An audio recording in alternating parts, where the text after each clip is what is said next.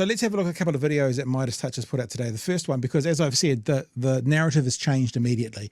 The narrative was, you know, Sleepy Joe, Dementia Joe, Joe Biden can only work between 9 a.m. and 3 p.m. But of course, underneath that conversation, there has been conversation going, hey guys, let's not forget about Trump and his obvious cognitive decline. So this is what MeidasTouch has put out. I think it's been put out today. Have a look.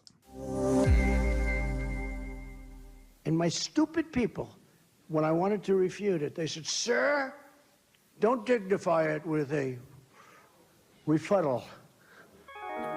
Have you been noticing peculiar behavior recently in someone you know? Oh, I love this. Someone who mixes fiction and reality? The late, great Hannibal Lecter is a wonderful man. Perhaps someone of advanced age you have known for years. Did you just see Maduro, Venezuela?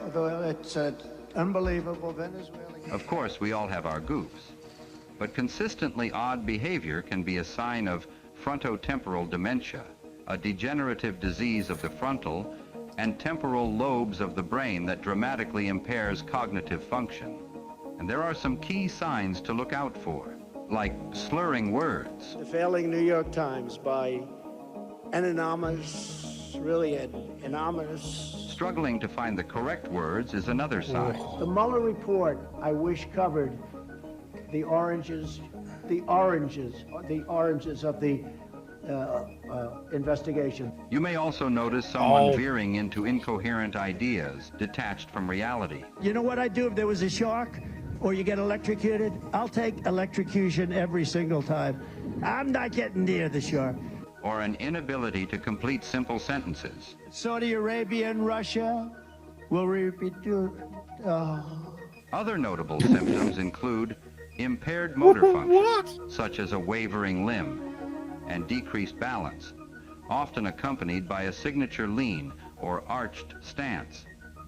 If someone you know is demonstrating several or all of these symptoms, they are seriously unwell. As a matter of safety, they must be relieved of critical responsibilities and disqualified from any position of authority. Remember, frontotemporal dementia is a degenerative disease.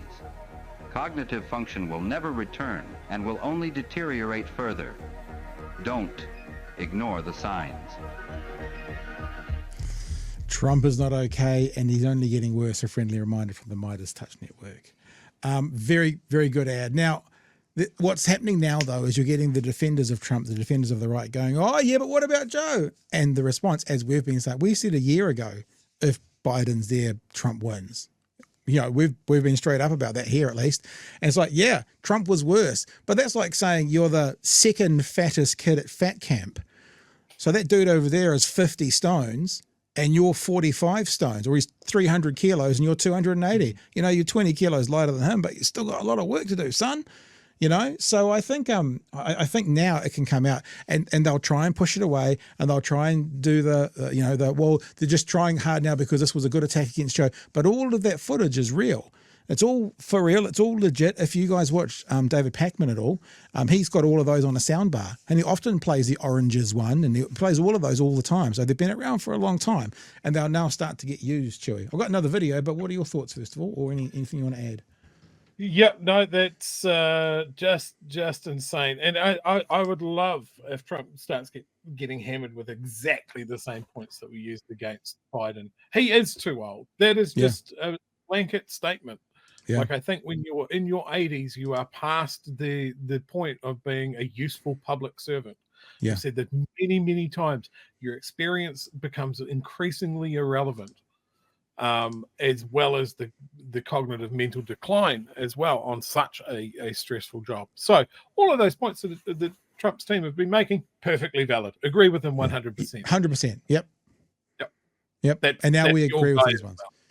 And the other thing is, this one's probably a bit long to play all the way through, but we'll give you an idea because it's 3 minutes. I don't think we're going to play the full 3 minutes, but if you want to go check it out, it's the MeidasTouch Network. Basically talking about mixing up names and getting names wrong. This is 3 minutes of him getting the names of people wrong.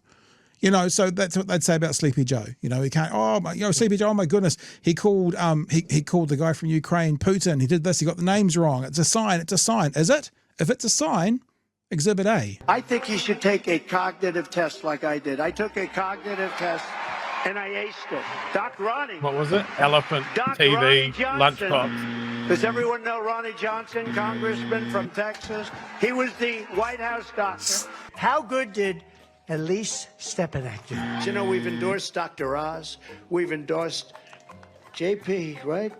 JD Mandel, and he's doing great. Jimmy Connors is good. He's also happy. Mike Bolton, John Bolton is here. Mike Bolton, as you know, is in Russia. And there was progress today. I look forward to solving it. Thank you, Steve. It was Trump's fault. It's always Trump's fault. Can it ever be like Rick Gates's fault? I mean, it's always Trump's fault, Rick. By the way, they never report the crowd on January 6th. You know, Nikki Haley. So that was this goes on for 3 minutes. But the point being, it's and look, we're going to talk about this a little bit more later tonight about the National Party obviously now doing stuff they criticised the last guys for doing. Look, just be honest. You guys said that Biden messing up names, using Putin as the wrong name, etc., was a sign. Well, here's a whole bunch of things. Calling Tim Cook, Tim Apple. That's my favorite. Tim Apple. He calls the guy this one here. Not even that. Okay, so he speaks to a Kurdish reporter and he calls him Kurd. Listen, I may ask Marilyn Lockheed. We appreciate it very much, Tim Apple. Yes, please, Mr. Kurd. Thank you very much for your Mr. Kurd. He called a Kurdish reporter Mr. Kurd. So is that xenophobic or is that brain fart or is it all of the above? You know, so I won't play anymore. You get the idea. Go check out MeidasTouch if you want to watch the whole thing, but it goes on for 3 minutes. So yeah, okay, sure. Calling, I can't remember his name, the president of Ukraine. Zelensky. Calling him Putin, yeah, it's a bad balls up. But if, as you guys were saying on the right, that was sign of cognitive decline that can't be come back from, I guess that would make that Exhibit B, would it? Is that Exhibit A? I can't remember which one I called A. So yeah, it's and look, I've now sort of been revitalized. I think we did say last week, I think we had the caveat in there that it's Trump's to lose now. And can I say today, he's doing a pretty good job of making that come into a reality. I don't think it's over. I think you'd have to still say, as of today, Trump's still in the driver's seat. But could you imagine a Pete Buttigieg or even like a Kamala Harris in a debate with Trump? Holy shit. Imagine the ratings for that. Like, I wouldn't be surprised if Trump does no more debates, because he will be, by anyone, say the top 5 choices from the Democrat, any one of them will obliterate him. You know, I think we said last week that when Trump comes out looking at as the competent one in a debate, that just goes to show how far gone Biden came across as. That's not going to happen again. You will not have a Biden to compete against again. It's just, whew. Anyway. Yeah. That was me not finishing a sentence like Trump. Just wander off. Yeah. We'll see. We've always got to say we'll see with the US elections because it's just so bananas. But yeah, I would love to see Trump not win, to not inject that level of craziness and toxicity. It's just a fire hose of sewage everywhere, and it's not just in the States, it bleeds onto the rest of us. So I will take a very middle of the road, boring US administration that is very much business as usual over Trump. I would love something more radical. I would love for them to just stop being America for a little bit, but that's a bridge too far. There is the unfortunate truth that there's probably no great outcome from this election, not to be too much of a Debbie Downer, but if Democrats lose, that means Trump's the president.